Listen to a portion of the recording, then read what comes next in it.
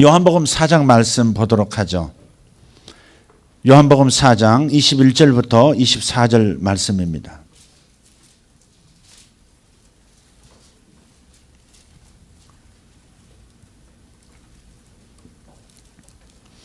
요한복음 4장 21절부터 24절 말씀. 예수께서 이르시되 여자여 내 말을 믿으라. 이 산에서도 말고 예루살렘에서도 말고 너희가 아버지께 예배할 때가 이르리라. 너희는 알지 못하는 것을 예배하고 우리는 아는 것을 예배하노니 이는 구원이 유대인에게서 남이라. 아버지께 참되게 예배하는 자들은 영과 진리로 예배할 때가 오나니 곧 이때라. 아버지께서는 자기에게 이렇게 예배하는 자들을 찾으시느니라. 하나님은 영이시니 예배하는 자가 영과 진리로 예배할지니라. 아멘. 아멘. 네. 예배에 대한 말씀이 여기 있어요. 네. 우리가 이제 하나님을 향한 믿음을 갖는다 할 때 믿음으로 구원받잖아요. 네. 주님의 은혜를 인하여 믿음으로 구원을 받는다. 바울은 그렇게 정의를 했어요. 그분이 이루어 놓으신 그 은혜를 인하여 그것을 믿음으로 구원에 이른다. 그러니까 은혜가 먼저 준비가 되고 그것을 내가 믿음으로 내가 구원받는 거예요. 무슨 공로로 구원받는다가 아니라 그것을 믿음으로 구원받는 거예요. 근데 믿음이라고 하는 것을 다른 언어로 표현하면 이 믿음은 반드시 태도로서 표현이 된다, 그렇게 생각하시면 좋겠어요. 믿음은 눈에 보이는 게 아니란 말이에요. 내적인 변화이기 때문에. 그러나 그 내적인 변화가 태도로서 반드시 나타난다는 거죠. 그것을 성경에서는 열매라고 그래요. 열매. 열매 맺히는 거 보고 이건 사과나무가 틀림없다. 이건 돌감람나무다. 이건 참감람나무다. 이건 들포도다. 참포도다. 그것은 열매를 보고 하는 거죠. 그러니까 내 안에서 일어난 일련의 영혼의 이식작용, 이식사건, 그러니까 그리스도께서 내 안에 들어오시는 이 위대한 사건, 구원의 사건은 반드시 태도로서 표출이 되게 되어 있다는 겁니다. 그래서 태도라고 하는 것은 이런 거죠. 예를 들어서 방향성이 있는 거예요. 그리고 에너지를 담고 있어요. 누가복음 15장에 돌아온 탕자 이야기가 있어요. 참 아름다운 사랑의 이야기죠. 얼마나 아름다운 이야기인지 몰라요. 아무리 오래 믿어도 그 누가복음 15장의 사랑 이야기로 돌아올 수밖에 없고 누가복음 19장의 그 삭개오 이야기로 돌아올 수밖에 없어요. 주님의 사랑이 보여지니까, 아버지의 사랑을 캐치하고 나니까 태도가 달라지죠. 방향이 달라져. 거기는 아버지가 계시는데, 아버지의 집이 있는데, 수요일 날도 하나님이 나를 기다리시는데, 형제자매들과 함께 예배 받기를 즐겨하시는, 기다리시는 내 아버지가 계시는데, 여러분이 방향을 여러분 튼 거란 말이죠. 여러분이 그것이 믿음의 태도예요. 그게 믿음은 태도로 나타나는 거예요. 그래서 방향성이 있어요. 세상을 향하던 방향성, 나 자신만을 향하던 방향성에서 아버지를 향한 방향으로 내가 돌이키는 거죠. 그래서 믿음의 태도라는 것은 방향성을 내포하고 있고요. 그 다음에 방향만 돌리는 것이 아니라 진정한 믿음이라면 그 방향으로 걸어가게 돼 있다는 말이에요. 아버지 집에는 내 아버지는 하면서 그냥 방향만 돌리는 것이 아니라 그 방향으로 발걸음을 옮기는 거예요. 그래서 행함 없는 믿음은 그 자체가 죽은 것이라 한 말씀은 이런 태도를 말하는 거예요. 방향성과 그리고 행동하는 에너지가 담겨 있는 태도래야말로 참된 믿음이다 하는 거죠. 이런 믿음을 보여주는 이 태도는 어떤 그릇이 좀 필요해요. 그럼 어떤 방향성, 어떤 에너지를 지속적으로 믿는 자들은 표현하면서 살아가게 되느냐. 그래서 그것을 담아내는 어떤 그릇이 필요한데 그 담아내는 그릇 중에 첫째가 바로 예배하는 거예요. 예배하는 거예요. 그러니까 예배에 대한 갈망이 없는 사람은 구원을 다시 생각해 봐야 돼요.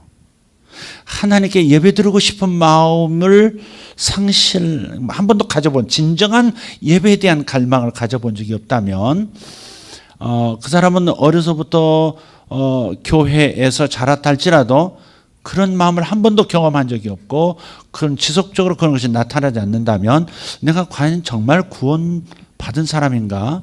하나님이 내 안에 들어오셨는가? 이걸 정말 다시 한번 더듬어 봐야 합니다. 착각할 수 있거든요. 구원받은 것을 착각할 수 있어요. 물론 경중은 있어요. 때로는 내가 믿음이 약해져서 하나님을 찾는 그 마음이 약해질 때도 있지만 돌이켜 반추해 보건대 내가 정말 주님을 사랑하는 그 마음이 있다는 것. 베드로가 나는 참 믿음 없는 놈이야. 나는 좀 배신자야. 주님도 나에게 실망하셨고 나도 나에게 실망했어. 갈릴리 돌아가서 고기 잡고 있을 때 주님 나타나셔서 베드로에게 네가 나를 사랑하느냐 묻잖아요. 네가 나를 사랑하느냐. 차 속에 꺼져버린 자기도 확신할 수 없는 그 사랑의 불꽃을 다시 이렇게 주님께서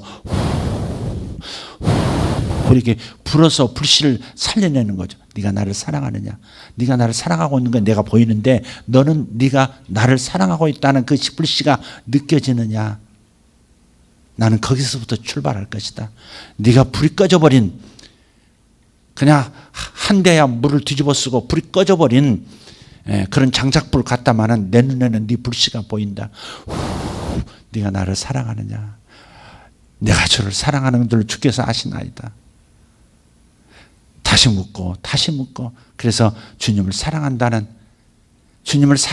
자기 확신 속에 다시 설 수 있도록 주님 만들어 주시죠. 그러니까 믿음이라고 하는 것은 가라앉을 때도 있고 또 활활 타오를 때도 있지만 내가 내 삶을 뒤돌아봐서 주님을 정말 열렬하게 사랑했던 계절들이 있고 지금도 작은 불씨지만은 희미해졌지만은 주님을 사랑하는 것을 포기할 수 없다는 사실을 자기 영혼은 알거든요. 자기 마음은 알거든요. 내가 아무리 못돼졌어도 자기 마음속에 주님을 사랑하는 마음이 있다는 건 안다 이 말. 그러면 구원 받은 거예요. 할렐루야. 그러나 작은 불로 남는 것보다는 나도 활활 태우고 남의 인생도 주님을 향한 사랑의 불로 활활 태우는 살아있는 불이 되는 것은 매우 중요한 얘기죠. 어쨌든 우리가 꺼지지 않는 불, 사그러드는 불이 아니라 현재형의 살아있는 불과도 같은 믿음의 사람이 되려면 예배라는 그릇을 놓쳐서는 안 된다 이 말. 그러니까 우리가 보통 예배를 가도 좋고 안 가도 좋고 수준이면 상당히 심각한 상황이죠. 모이기를 피하고 싶은 마음이 전혀 없는 상태가 정상적인 상태거든요. 자꾸 가고 싶고 교회 가고 싶고 그냥 혼자 기도할 수 있고 혼자 주님 앞에 예배할 수도 있지만 그러나 함께 모여서 예배하는 그 주님의 임재에 그 불 속으로 내가 들어가고 싶은 마음, 그것은 항상 살아있어야 되거든요. 그게 정상이거든요. 하루 종일 힘들었을 거 아니에요, 여러분들. 그잖아요? 직장 생활에 보통 힘든 게 아니잖아요. 응? 싸워야 되는 일이라고요. 거기서 거룩한 믿음의 생활하고 뭐 주님의 영광을 드러내고 막 그렇게 여러분의 사명은 여러분의 소명은 직장이 무슨 직장이든 일터가 어떤 일터이든지 간에 여러분은 그 직장에서 선교사가 되셔야 합니다. 아무리 외치지만 사실 허공을 치는 메아리 같은 상황이 현실이란 말이에요. 응? 막 매상을 올려야 되죠. 실적 감당해야 되죠. 감당 못하는 것 때문에 막 상사 눈치 봐야 되죠. 남의 일까지 떠맡아서 해야 되는 경우도 있죠. 그리고 책임은 내가 떠안기도 하죠. 그것이 정말 고통스러운 그런 거잖아요. 그러니까 그런 와중에서도 그럴수록 더 내가 가라앉는 것 같은 하루를 살았으면 그럴수록 믿음의 태도를 보여야 돼요. 내 감정은 요동을 쳐도 지치고 피곤하고 들어 놓아버리고 싶고 나태함이 나의 인생의 목적이야. 그럴 만큼 그냥 들어 놓아버리고 싶은 그냥 놀아버리고 싶은 마음 그런 감정이 있음에도 불구하고 내 영혼의 세계에 들어가서 내 영이 결정을 내려야 된다고요. 감정이 결정을 내리게 하지 말고 상황이 나를 끄집어 하나님에게서 멀어지게 하지 말고 내 영혼이 지금 뭘 바라볼까? 내 영혼의 소원은 뭘까?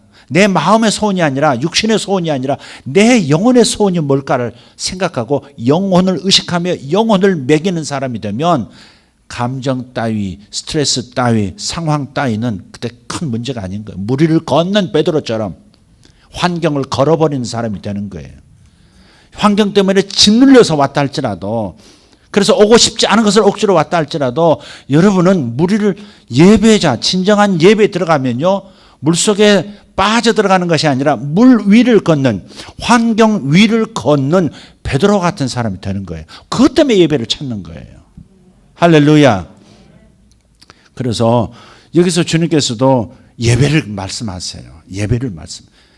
예배의 어떤 혁명적인 선언을 지금 하고 계시는 거거든요. 그래서 예수님께서 말씀하시는 그때 당시에 사람들의 예배에 대한 이야기를 좀 이해할 필요가 있고요. 예수님께서 지금 참된 예배, 하나님이 기뻐 받으시는 바로 그 예배, 영과 진리로 예배드리는 예배가 뭐냐 하는 이해를 함으로써 여러분이 참된 예배를 드리고 있는지 형식적 습관화된 예배를 드리고 있는지는 진단할 수 있어야 된다. 진단해야 한다 하는 것입니다. 자, 그래서 하나님께서는 이 하나님을 향한 믿음을 계속해서 살아있는 믿음으로 만드시기 위해서 창제하신 어떤 무브먼트가 바로 예배예요. 예배 운동을 주님께서 일으키신 거거든요. 원래 예배라는 것은 하나님이 나타나시기 전부터 아브라함을 선택하고 또 이렇게 또 모세를 통해서 이렇게 예배를 가르쳐 주시기 전부터 지구상에 있는 영혼을 가진 인간들은 전부 예배해요. 예배했잖아요. 우리나라도 복음이 들어오기 전에도 예배했잖아요. 어떤 예배예요? 심지어 뒷뜰에 있는 장독도에서 정한수 한 그릇 한 사발 떠놓고 촛불 켜놓고 그냥 그렇게 싹싹싹싹 비는 그런 작은 예배부터 시작해서 산에 올라가서 선앙당해서 어딘가 골짜기에 들어가서 하는 그런 예배들도 있었어요. 그러나 그런 예배, 그 예배를 받는다는 존재는 사실은 창조신이 아니라 창조된 신이죠. 출애굽기 32장에 보면 1절에 보면 이런 말씀이 있어요. 모세가 산에 기도하러 올라갔어요. 지금 3,500년 전 얘기예요. 모세가 산에 올라가서 하나님을 만나고 있는 중이에요. 그런데 모세가 40일간 내려오질 않으니까 그 산 아래에 있던 그 이스라엘 히브리 민족 중에서 몇몇이서 일어나서 아론을 찾아가죠. 모세의 대변인 역할을 했던, 그리고 모세의 형인, 그러니까 모세가 부재한 상황에서는 아론이 지도자일 수밖에 없는 그를 찾아가서 당신 일어나서 우리를 위하여 우리를 인도할 신을 만들라 그래요. 우리의 필요에 따라서 자신들이 만들어낸 신, 즉 창조된 신, 저 뒤에 보면 만들어진 신이라는 책도 있어요. 이게 우상이라고 하는 것은 만들어진 신이에요. 사람의 필요에 따라서 만들어진 신이에요. 이스라엘 땅에 어떤 신이 있었어요? 바알 신이 있었어요. 바알은 비를 내려주는 신이거든요. 사람들을 그렇게 만든 거예요. 비가 내린다. 비가 내려와야 농사가 된다. 근데 사람이 이무대로 비를 내리게 할 수고 멈추게 할 수도 없더라. 그래서 명명하는 거죠. 비를 내리는 신에게 우리가 빌자. 그래서 적절하게, 적절한 때에, 적절한 양의 강수량을 허락할 수 있도록 신에게 빌자. 그게 바알 신이거든요. 바알 신. 그러니까 이스라엘 그 민족이 들어가서 가나안 땅에서 타락해서 섬긴 신이 바알 신이란 말이에요. 바알 신. 원래 이제 가나안 사람들이 섬기던 신이죠. 목구멍이 포도청이라 자기 농사 잘 되게 해주면, 자기 목축 사업 잘 되게 해주면 좋은 신인 거예요. 그러니까 우리의 필요를 따라서 만들어진 신, 창조의 신이 아니라 창조된 신을 섬기는 거예요. 그게 우상이라 이 말이죠. 우리도 가끔 그럴 수 있어요. 우리들이 만들어낸 신의 이미지를 가질 수 있어요. 예수님 하지만, 하나님 하지만 하나님의 말씀에 근거가 없는, 하나님께서 우리에게 계시해 주신 적이 없는 그런 이미지를 가지고 하나님을 섬기는 부분이 있을 수 있어요. 그런 부분은 우리가 잘 가려내야 되는 거죠. 우리는 분명히 하나님을 섬기죠. 그러나 무식한 상태에서 그분을 섬기는 거예요. 어쨌든 예배라고 하는 것은 모세가 나타나기 전에도 있었어요. 이스라엘도 있었고 가나안 땅에도 있었고 그 외에 모든 세계 열방의 나라에서 예배가 있었단 말이에요. 각각의 신들을 부른 거예요.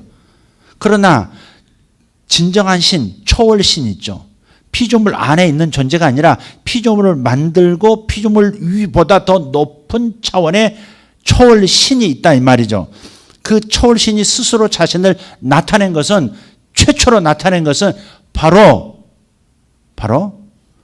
하나님의 사람들에게 나타났던 그 하나님이죠. 3500년 전에 모세에게 주님께서 나타나실 때 뭐라 그러세요? 나는 여호와라 스스로 있는 자라 그랬잖아요. I am that I am. 나는 나다. 그런 거. 나를 뭐라고 빗대어 얘기할 수 있겠냐? 나를 뭐라고 나를 태양 같다고 할 수 있겠느냐? 나를 뭐 물과도 같다 할 수 있겠느냐? 나는 나의 모양이 이렇다고 너희들에게 설명할 수 있겠고 너희들이 이해할 수 있겠느냐? 없다. 할 수 있는 말은 이거밖에 없다. 나는 나다. 그래서 스스로 있는 신 야훼 그런 거예요. 여호와 그런 거예요. 그래서 주님께서 당신을 드러내시고 내가 이런 존재이고 내가 이걸 원하고 내가 이런 예배를 원한다고 하나님께서 이스라엘이라고 하는 한 민족, 한 국가를 드셔서 하나님을 예배하는 법을 모든 열방에게 가르치시기 위한 샘플로 삼으신 거예요. 그래서 모세를 통해서 끊임없이 예배드리는 법을 가르쳐 줬거든요. 그게 이제 출애굽기, 레위기, 민수기, 신명기까지 하나님은 이렇게 예배를 받으시기를 원하시고 너희는 이렇게 예배를 드려야 된다 하는 거예요. 그러니까 다른 이들은 스스로 필요에 의해서 만들어낸 신을 예배했다면 그러나 이스라엘 사람들은 하나님께서 스스로 당신을 나타내셔서 나는 이런 존재야 라고 말씀하신 대로 나는 이런 예배를 너희들에게 받고 싶어 라고 가르쳐 주신 대로 예배했던 최초의 민족이 이스라엘 민족이라 이 말이에요. 그래서 이스라엘 역사를 배우는 건 매우 중요한 거예요. 구약을 배우는 건 매우 중요한 거예요. 아브라함 얘기하는 건 매우 중요한 것이고 모세를 살펴봐야 되는 건 매우 중요한 거죠. 저기 돌인가 짱돌인가 뭐 그런 호를 가진 어떤 분이 있어요. 그분이 자기 조상도 모르면서 아브라함의 우리 믿음의 아버지 아브라함 한다고 비꼬는 걸 봤어요. 응? 그의 부친이 믿음의 사람이었고 다 그랬던 사람인데 정말 이상하게 나가버린 안티가 돼버린 그런 학자인데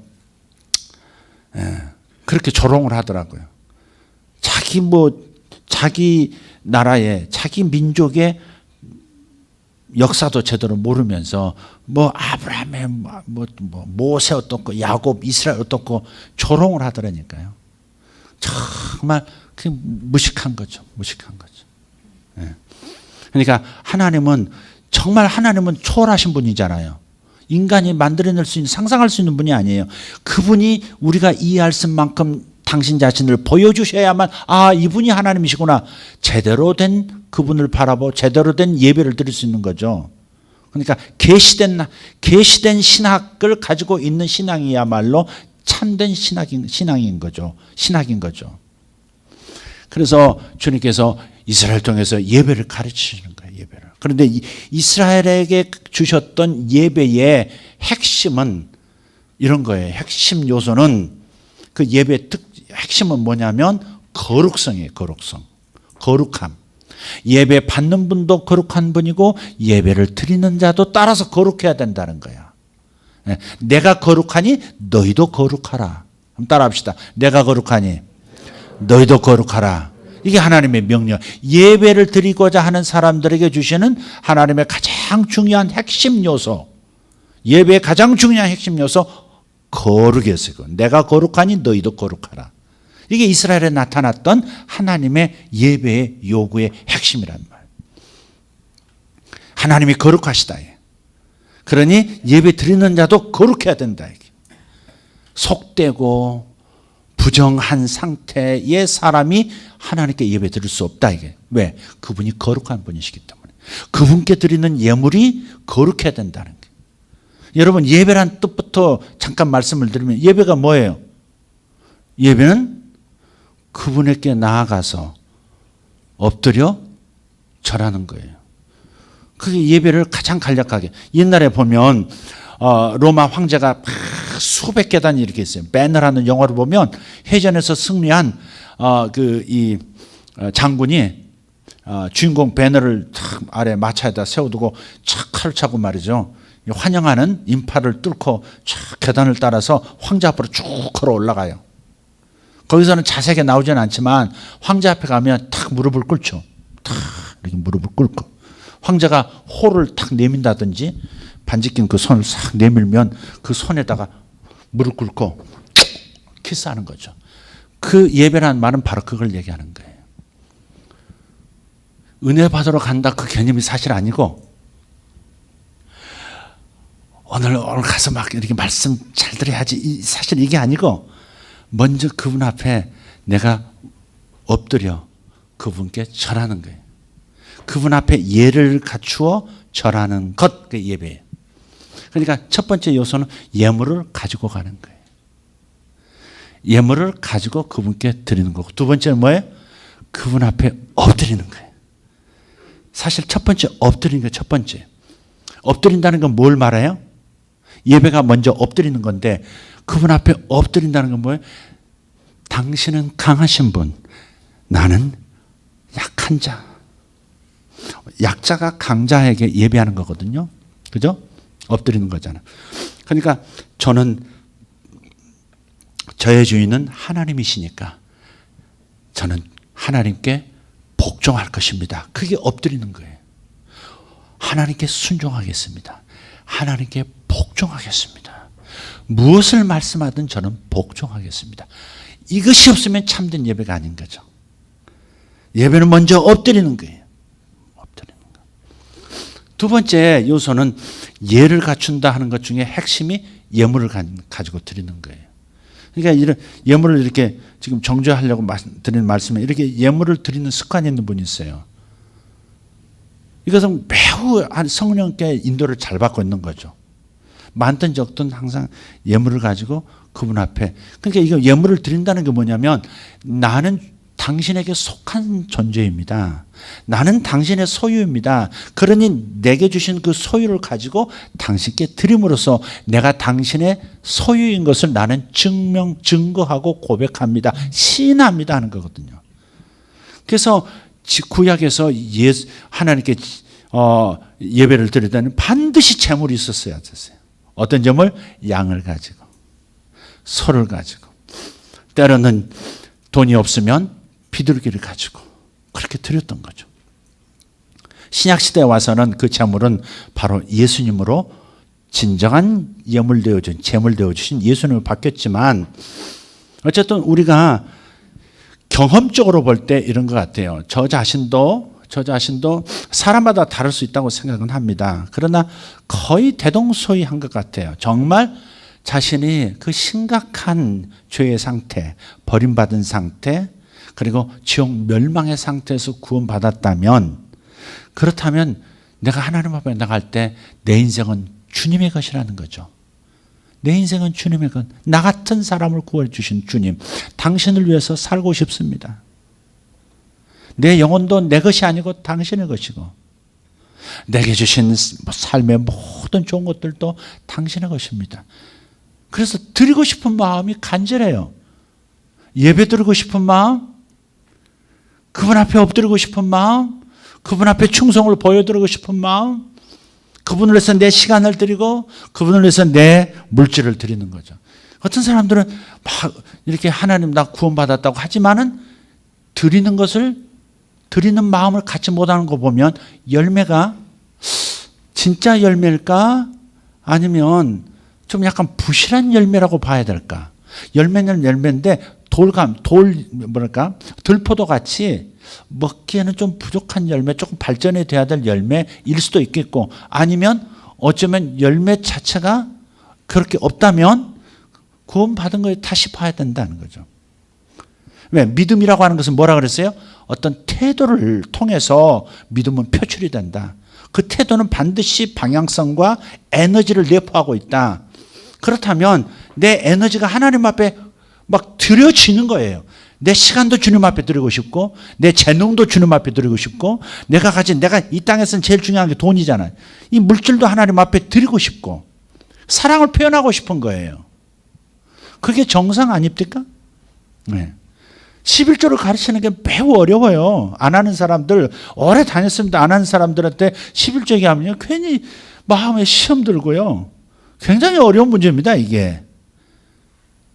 네. 사실은 간단한 문제, 믿음이 있다면 간단한 문제고, 오히려 기쁨으로, 그거 해야 되는 겁니까? 아멘, 그렇지 않아도 드리고 싶었는데, 어떻게 뭘 드려야 될지 몰랐었는데, 감사합니다. 그 말씀 가르쳐 주셔서, 이렇게 반응하죠.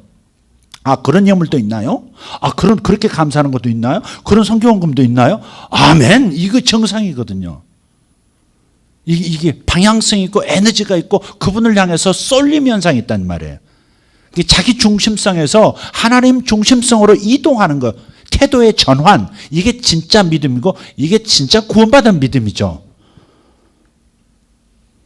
방향성도 없고 에너지도 조차 없는, 에너지는 없고 방향성조차도 불분명한 그런 하나님을 지향한 자기 존재 목적이, 살아가는 목적이 주님이지 않은 이 상황은 굉장히 뭐랄까요? 확신할 수 없는 거, 구원조차도 확신할 수 없는 거예요.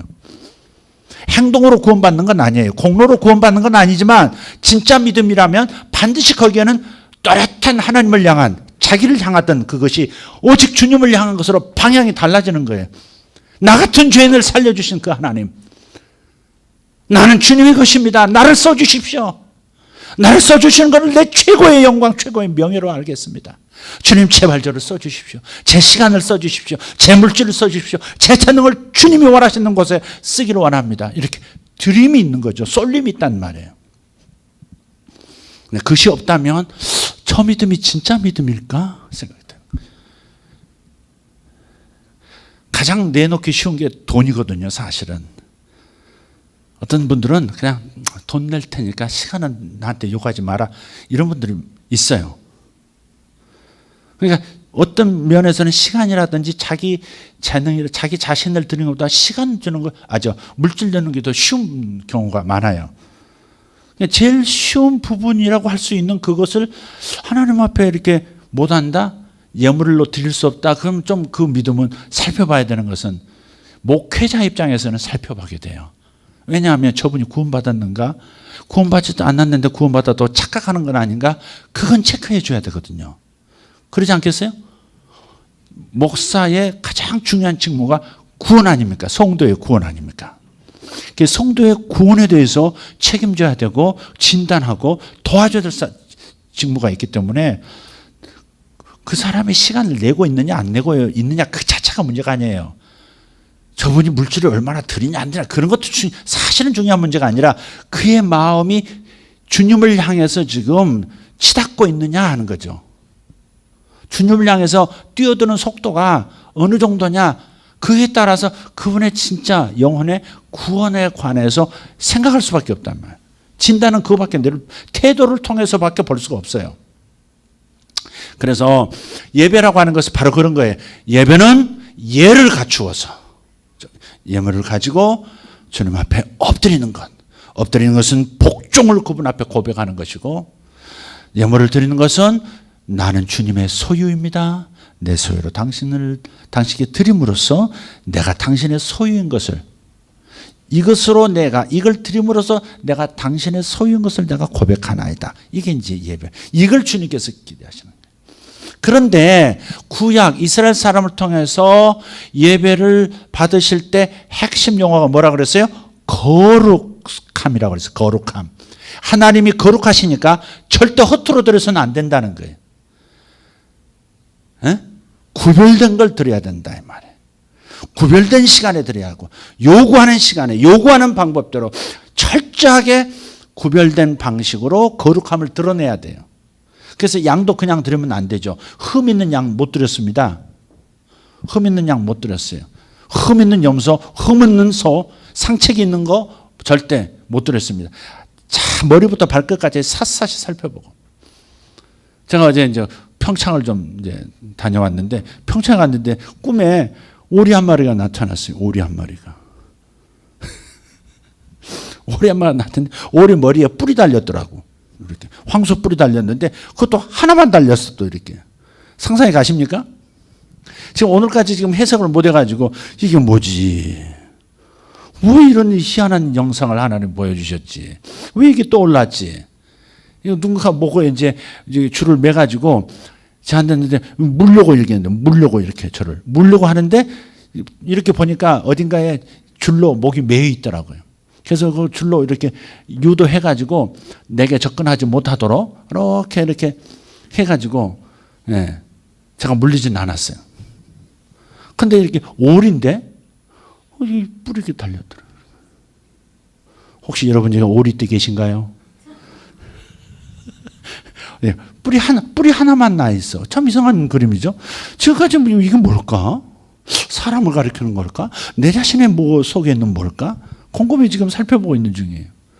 대부분은 내 안에 있는 어떤 것들을 뜻할 때가 아주 많죠. 제 자신을 한번 들여다보고 있어요. 이게 뭘까? 혹시 생각나고 해석이 되시는 분은 저에게 얘기해 주시면 되겠습니다. 자, 하나님이 거룩하시기 때문에 반드시 드려지는 예물도 제물들도 거룩해야 돼요. 흠이 없어야 돼요. 그냥 구약 예배의 특징은 무조건 거룩함이에요. 거룩함. 근데 거룩함이란 단어의 뜻이 분리하다 혹은 구별하다 그런 뜻이 있거든요. 거룩이란 말은 분리시킨다, 그 다음 구별한다 그런 뜻이에요. 요거는 목사님 드실 거니까 우리 성가대원 드시지 마세요 하고서 여기다 올려놨어요. 이게 구별이에요. 구별. 그죠? 여기 놓여있는 것을 아무나 가져가고 마시고 그럽니까? 예의상 절대 그러진 않죠. 그죠? 이건 강단에 올려져 있는 것은 강사가 마시라고 올려놓은 거다. 구별된 물이에요, 이건. 적어도 요 상황에서는 구별된 물이라고. 이게 구별이고 이게 거룩이에요, 거룩. 거룩. 막연한 이미지 거룩. 그게 아니고 이렇게 구별되어졌다. 특별히 하나님께서 쓰시도록 구별되었다 하는 거죠. 그게 거룩이에요. 일단은 분리시키고 구별시키는 거예요. 그게 거룩의 의미예요. 그래서 이 분리시키는 것과 거룩이 매우 중요했어요. 그래서 이스라엘 사람들에게 레위기에서도 다 보면 먹는 거 먹지 못할 거 구분해 주셨잖아요. 비늘이 없는 것은 먹지 말아라 그랬단 말이에요. 지금 오늘 신자들에게 하는 말씀이 아니에요. 구약 성도 이스라엘 사람들이 지켜야 할 예배 외적인 요소들이었어요. 비늘이 없는 거 먹지 말아라. 비늘 있는 것만 먹어라. 또 지느러미 있는 거 먹지 지느러미 없는 건 먹어서는 안 된다 그랬어요. 또 육식 동물 중에서도 발굽이 갈라지고 되새김질 하는 그 동물만 하나님 앞에 드릴 수 있고 또 이스라엘 백성도 먹을 수 있었어요. 하나님이 거룩하시니 너희도 거룩하라. 그러니까 돼지는 굽은 갈라졌는데 되새김질을 해요? 못해요? 못하니까 하나님께 제물로서 드릴 수도 없었고 이스라엘 사람들은 돼지고기를 먹질 않아요. 하나님은 그 음식 먹고 먹지 않는 것 드릴 제물 드리지 못할 제물을 구분하심으로써 거룩이라고 하는 것이 중요하다는 걸 가르치신 거예요. 그러니까 결국은 이거 뭘 말하는 거냐면 하나님은 구분할 줄 알아라 이 말이에요. 구별할 줄 알고 또 거룩하게 자신을 지킬 줄도 알고 하나님을 거룩한 존재로 구별도 해야 돼요. 하나님을 꼭 지 같은 줄 아는 사람도 있어요. 마음대로 생각해서 자기 식대로 예배드리는 사람도 있단 말이에요. 자기 식대로 교회를 섬겨야 된다는 것도 있어요. 예. 자기가 나는 이렇게 배웠다. 그러니 교회에서도 이렇게 해야 된다. 이건 아니에요. 그러니까 하나님께서 법도를 주셨던 것이 뭐냐면 구별하라요. 구별하라. 하나님께 드릴 것과 드리지 못할 것. 먹을 것과 먹지 못할 것.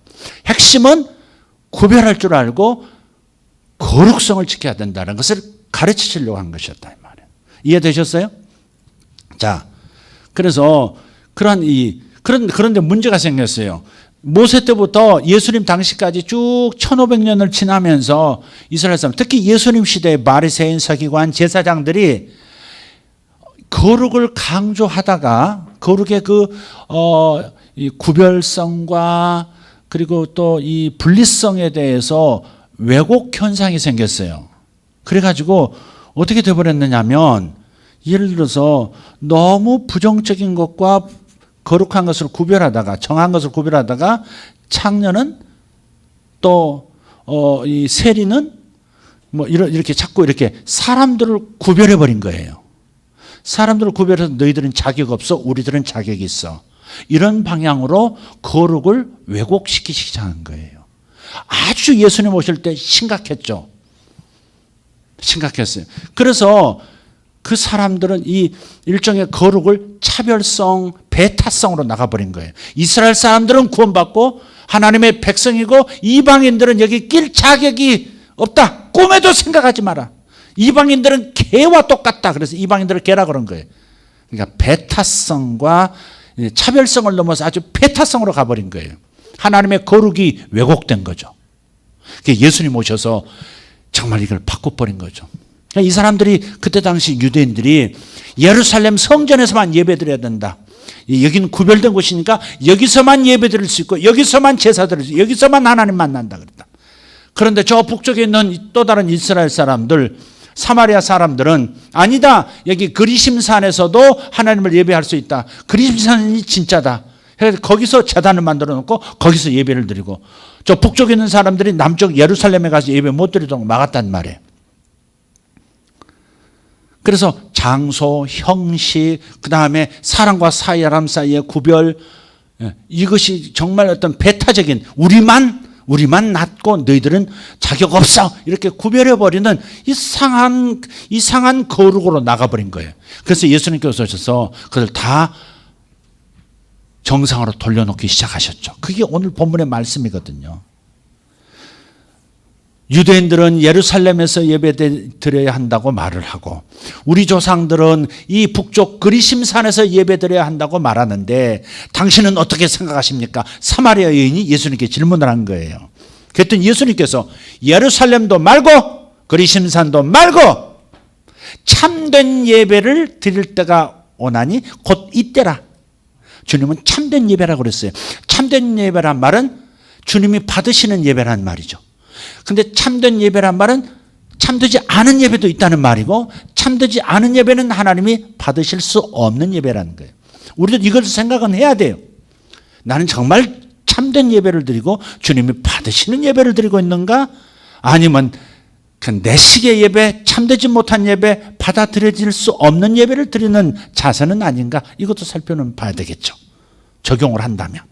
자, 그런데 예수님께서 참된 예배가 어떤 예배냐를 말씀하시면서 두 번 겹쳐서 말씀하죠.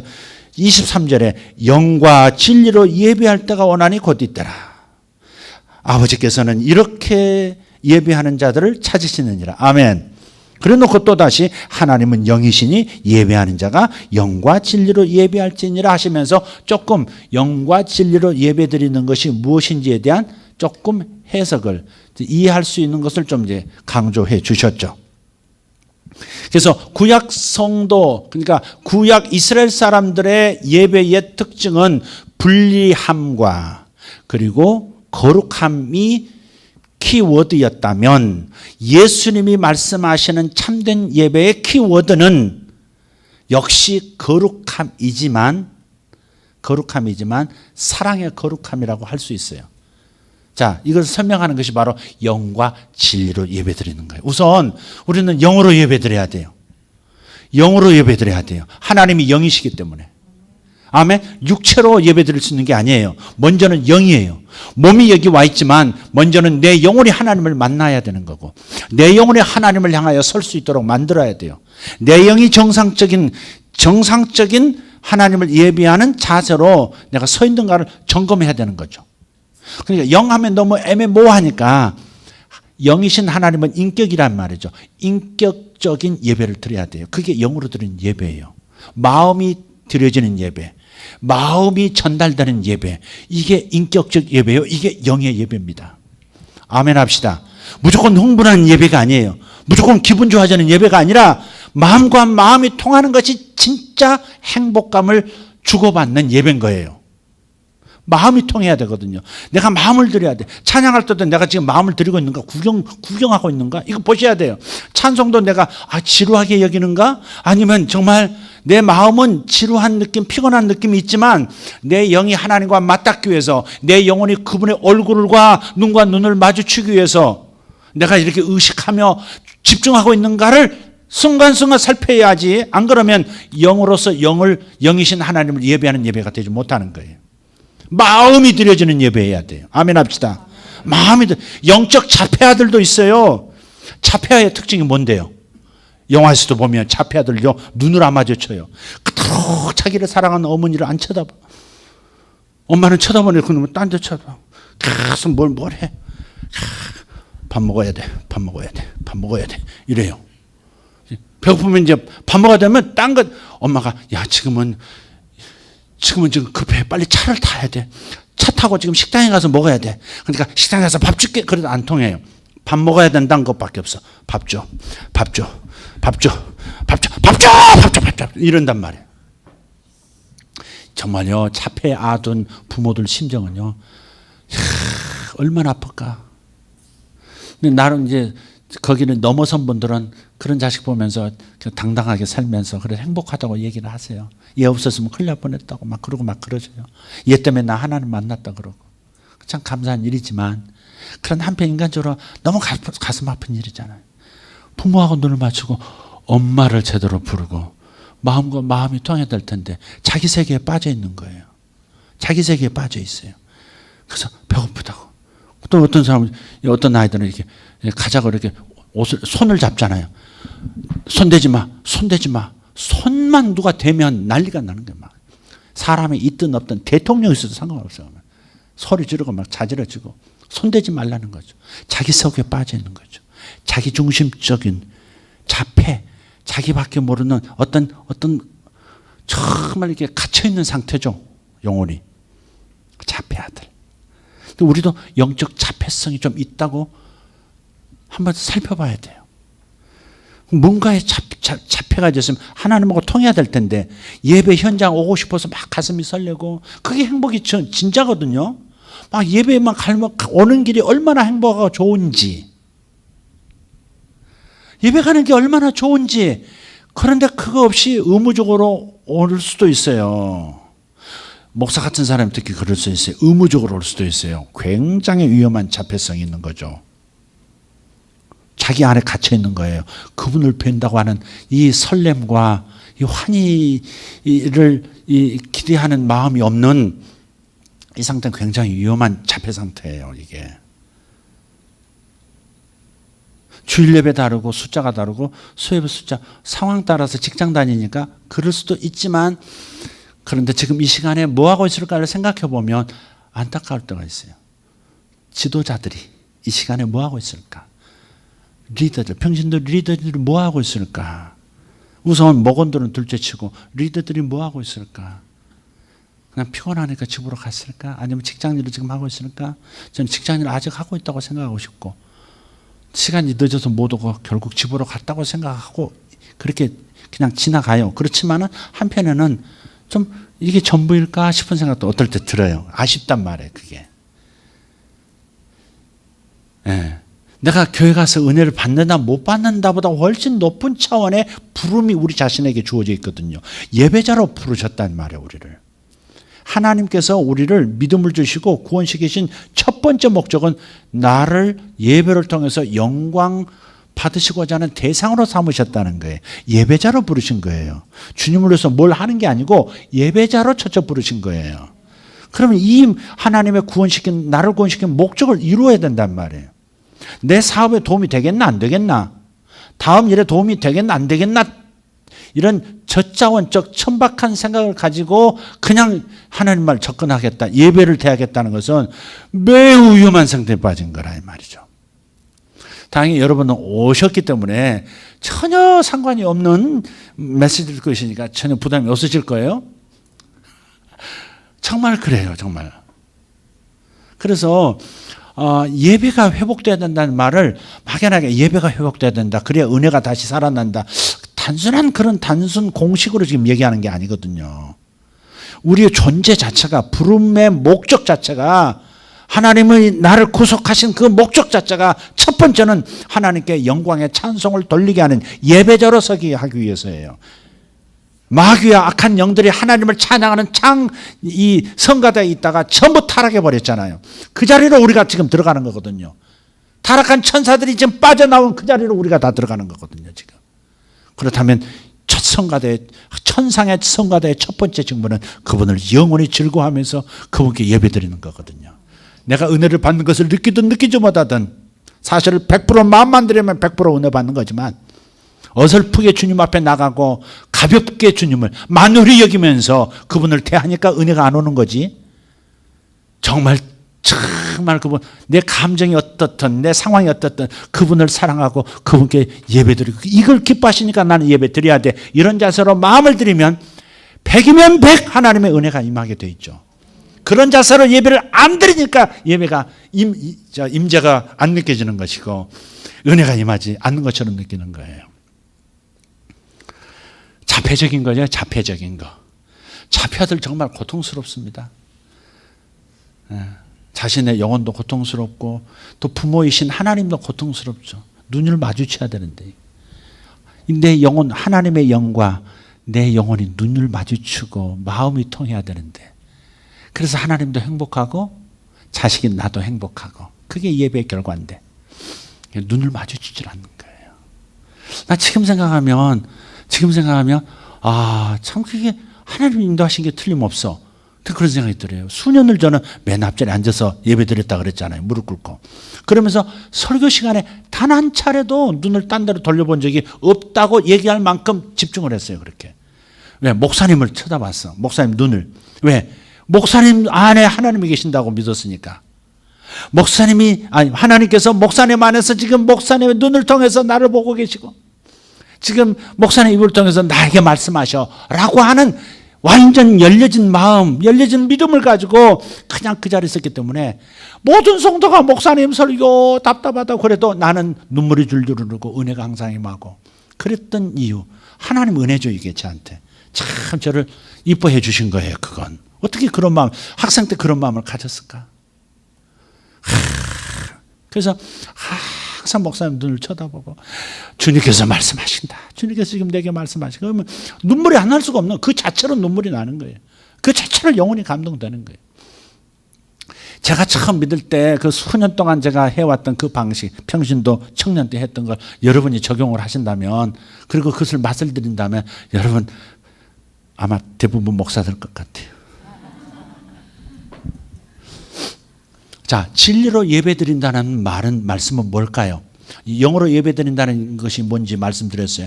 마음과 마음이, 인격과 인격이 눈과 눈이 마주치는 살아있는 소통의 예배, 그게 영어로 드리는 예배다. 그럼 진리는 뭐예요? 진리는 하나님이 어떤 분이신지를 알고 무엇을 기뻐하시는지 무엇을 슬퍼하시는지를 알고 예배를 드리는 거죠. 하나님이 뭘 요구하시는지도 모르고 제멋대로 자기 생각대로 예배 드리는 것은 참된 예배가 아닌 거죠. 그러니까 우리가 살펴야 될 것은 뭐예요? 항상 하나님의 말씀을 잘 알아야 돼요. 그런데 하나님의 이 말씀을 잘 이해하려면요, 예수님이 어떻게 사셨고 어떤 말씀하셨는가를 좀 우선적으로 봐야 돼요. 그분은 하나님의 주파수도 가지셨고 인간의 주파수도 가지셨잖아요. 예수님이 오시기 전까지는 인간의 주파수하고 하나님 주파수가 달라가지고 안 통해. 따로 국밥이야, 따로 국밥.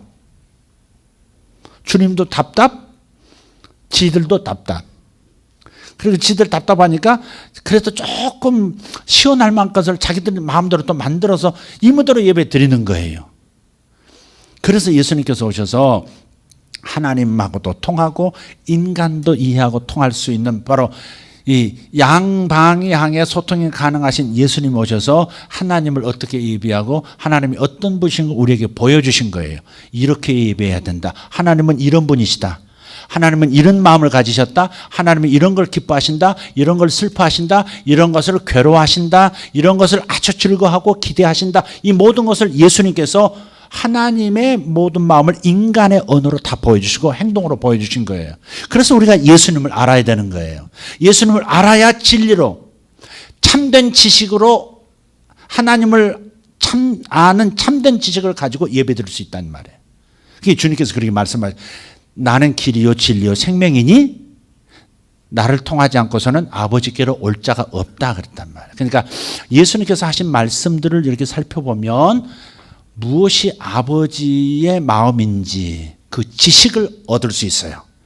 성경을 모르면 성경 말씀을 자꾸 듣고 읽고 묵상해서 아버지 마음을 깨닫고 예수님의 마음을 깨닫고 아버지 마음을 깨닫지 못하면 그러면 참된 예배를 드릴 수가 없다. 진리로 예배 드릴 수가 없다. 자, 영과 진리로 예배 드린다는 것이 이런 것이다 말씀을 드렸어요. 이것이 참된 예배고 이것이 아버지께서 기다리시는 예배다. 그렇다면 저와 여러분이 어떤 예배로 돌입해야 되겠느냐? 여러분 말씀을 많이 하셔야 돼요. 여러분 바이블 타임 분량이 하루에서 읽는 분량이 많죠. 분량이 많다 보니까 이건 큐티가 안 돼 그런 사람도 있더라고요. 그러니까 다른 모델을 가지고 지금 말하는 거예요. 예를 들어 생명의 삶도 우리 사용해 봤잖아요. 짧은 말씀이에요. 많지 않아. 어떤 것도 더 짧아. 짧으니까 이제 자주 깊이 들여다볼 수 있는 시간적 여유가 있다고 하는 것은 이해는 해요. 그렇지만 우리가 성경도 쭉 통독하는 형식으로 읽어 나가야 되기도 하고 그러면서 쭉 읽어 나가다가 어떤 단어에 어떤 문장에 하나님께서 탁 집어서 뭔가 이렇게 주목하게 하시는 말씀들이 있어요. 하루 종일 꼭 그런 말씀이 있단 말이에요. 그럼 그 말씀을 이렇게 잘 들여다보라 이 말이죠. 그걸 집중 다 읽되 그 문장, 그 구조를 그 단어를 집중적으로 눈여겨보고 묵상하는 거죠. 그리고 기록하는 거예요. 거기서 내가 어떻게 깨달았는지 내 삶에 어떻게 적용해야 될 것인지 나는 무엇이 변화되어야 할 것인지 내 태도가 이래야 된다 저래야 된다를 적으라고요. 그리고 그날 하루 삶을 살아보는 거예요. 노력해 보는 거예요. 성령님 도와주세요 하고 그리고 내일도 하고 모레도 하고 그런 다음에 주일날은 반드시 바이블 타임을 들고 와서 목자들이 그걸 지휘해야 해요. 바이블 타임이라고 하는 이것이 없으면 그러면 이미 한 달 전부터 계속 얘기를 했는데 이 바이블 타임 없이 앉아서 대화를 하면 그냥 좋은 대화도 있지만 유익하지 못한 대화도 오고 갈 수 있단 말이에요. 어떤 틀이 없으면 그릇이 없으면 다 흩어지게 돼 있어요. 그러니까 목원들의 마음을 이렇게 모아서 하나님을 아는 지식 가운데 이렇게 모아서 서로 교제를 나누고 그래서 하나님을 알게 되고 진리로 예배드릴 수 있는 준비를 시켜줘야 돼요. 그러니까 목자들은 그냥 이무대로 대화 나누면 이렇게 됩니다. 이렇게 됩니다. 계속 자기 얘기를 하고 싶어져요. 사람은 얘기하고 싶잖아요. 목원들은 다 잘 들어주잖아요. 교회에서는. 딴 데서는 안 들어줘도 교회에서는 다 들어주잖아요. 이게 들어주니까 이제 한풀이 하는 경우도 생겨요. 내 며느리는 그럴 수 있어요. 어떤 시어머니 권사님은 여기는 없지만 내 며느리는 한 얘기 또 하고 내 며느리는 아주 조사부러 그냥 며느리를 매주 조사부러 죄송해요 말 거칠어서 정말 그럴 만큼 우리 교회는 안 그래. 그렇죠. 딴 동네 그럴 수 있어. 그런 걸 많이 봤어요. 또 반대로 며느리는 또 우리 시어머니는 조사부러 입으로 거기에 무슨 변화가 있겠어요. 우리 남편은 조사부러 조사분단 말이 무슨 말인지 아세요? 오랜만에 참 누가 쓰더라고. 그래서 하도 재밌어가지고 제가 내 머릿속에 나면서 입이 근질근질한 거예요. 조사부러를. 내가 아는 조사부러는 이렇게 잘게 꽁 이렇게 꽁고기 뼈하고 잘 다지듯이 다진다 그런 걸로 내가 이해하는데 깨뜨린다 그런 뜻으로 이해하는데 어쨌든 여러분요 그릇을 담아야 돼. 그러니까 진리로 예배 드릴 수 있도록 성장할 수 있도록 하나님의 말씀을 설교도 듣지만 직접 읽고 그것을 잘 묵상하고 그것을 그 은혜 받은 것을 적용한 것을 그것을 통해서 내가 어떻게 적용했던 어떤 변화가 일어나더라를 나누는 시간으로 만들어야 돼요. 그리고 목자들은 뭐 해야 돼요? 한 번 발언할 때 3분 정하든지 숫자가 적으면 5분 이상 발언 못하도록 5분 하면 이렇게 그만하세요 그러면 말 안 듣거든요. 그만하세요 그래도 말 안 듣고 막 하는 사람이 있어요. 그러면 정해 우리 그 아이스 브레이크 할 때도 했잖아요. 그런 거 옛날에 다 했잖아. 그냥 수건 같은 거 하나 들여놓고 시간 5분이 됐어 목자가. 그러면 그 앞에 말없이 그냥 수건을 딱 놔. 그러면 멈추라는 얘기구나. 또 모르고도 또 다시 들었다 또 놔. 그러면 멈춘다 이 말이죠. 그렇게 해서 이렇게 원활하게 은혜가 이렇게 진리의 말씀이 이렇게 유통이 되도록 만들어주면 돼요. 네, 정말 한 사람이 주도하면 안 되거든요. 서로 다 말하면서 서로 치료받고 서로 이렇게 지혜를 나누고 그래서 진리의 현장이 되도록 목장을 만들어 갔으면 좋겠다 하는 제안을 여러분에게 해요. 이따 수요일 날 오늘 목자들 모임 있으신데 목자 모임 때 내가 할 말을 지금 해요. 전체 좀 듣도록. 또 이 설교를 또 이제 다른 성도들도 안 오시면 더 들을 수 있기 때문에 이 부분을 이렇게 말씀을 드려요. 자, 여러분 참된 예배자 됩시다. 예배의 흐름에 대해서 쭉 한번 얘기를 했어요. 그리고 참된 예배가 뭔지에 대해서 우리 말씀 나눴어요. 그러니까 내가 참된 예배를 드리고 참된 예배 속에서 하나님을 기쁘시게 하고 나도 참된 은혜를 받고 있느냐를 점검하는 바로메타가 바로 여기 있다 생각하고요. 이 말씀대로 걸어가시면 되겠습니다. 지나치게 형식, 지나치게 장소, 지나치게 방법 얘기하는 사람은 어디에 갇힌 거예요? 구약적 거룩함에 잡힌 거예요. 예수님의 거룩함은 달라요. 사랑의 거룩함이라고 말씀드렸잖아요. 구약의 거룩함은 유대인들이 가지고 있었던 원래는 그건 아니지만 예수님 당시에 유대인들이 가지고 있었던 잘못된 거룩함은 배타적이고 차별적인 거룩함이었다면 그래서 창녀는 멀리 가라 세리도 저리 가라 죄인들은 가까이 오지 말아라 자격 없다 했지만은 사랑의 거룩함 예수님의 거룩함으로 예배드리는 자들은 어때요? 끌어안고 손을 내밀고 받아주고 이해해주고 함께 가고 그것이 예수님의 사랑의 거룩함이죠. 거룩함이 없어진 게 아니에요. 사랑의 거룩함으로 완성된 것이죠. 할렐루야. 구약의 거룩함도 사실은 사랑의 거룩함이지만 그들이 핵심을 놓쳤던 것뿐입니다. 예수님께서 그걸 정상으로 돌려놓으신 것뿐이에요. 여러분 우리 모두 예배자가 됩시다. 예배자가 됩시다. 할렐루야. 기도합시다. 하나님 감사합니다. 하나님 감사합니다. 오늘 제가 들을 기가 있는 사람이었는지 살펴봅니다. 정말 오늘 말씀 속에서 주님께서 나를 진단하시는 목소리를 의사의 음성을 들었는지 궁금합니다. 하나님, 자기 스스로 의사된 사람들이 있습니다. 내가 맞으면 맞은 거야. 내가 맞으면 맞은 거야. 아버지 이거 아닌 거 분명합니다. 주님, 참된 의사이신 주님께서 오늘 우리의 예배를 진단해 주셨습니다. 우리 교회의 예배를 진단하셨고 우리 성도들 각인들의 예배 수준을 진단하셨습니다. 각 사람에게 성령께서 너는 어떤 수준의 예배를 드려야 한다, 어디가 부족하다, 어디는 잘하고 있다 말씀해 주신 것을 감사합니다. 아버지 하나님, 귀 기울여 들었사오니 들은 이들이 할 바 순종하는 것입니다. 순종할 수 있는 믿음 주시고 그러한 주님을 향한 회개가 있게 하여 주시옵소서. 돌아섬이 있게 하여 주시옵소서. 예배자로 부르신 하나님 감사합니다. 예배가 가장 중요합니다. 예배가 가장 중요합니다. 예배자로 서겠습니다. 오늘 결심합니다. 예배자로 서겠습니다. 예배를 놓치지 않는 자 되겠습니다. 하나님, 하루하루가 예배자가 되게 하시고 공적 예배 놓치지 않는 자가 되게 하시고 이 부분에서 성장하는 것이 바로 전략적 성공을 선택한 사람인 것을 오늘 깨닫습니다.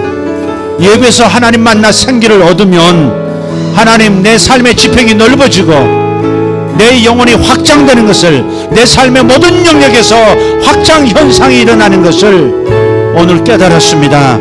아버지 하나님, 예배자가 되겠습니다. 예배를 통해서 하나님 앞에서 성공자가 되고 세상에서도 성공자가 되기를 원합니다. 주님, 예배에 탁월한 성도들 되게 하여 주시옵소서. 주님, 제가 여기 있습니다. 이 시간 통성으로 기도하며 주님 앞에 나아가겠습니다.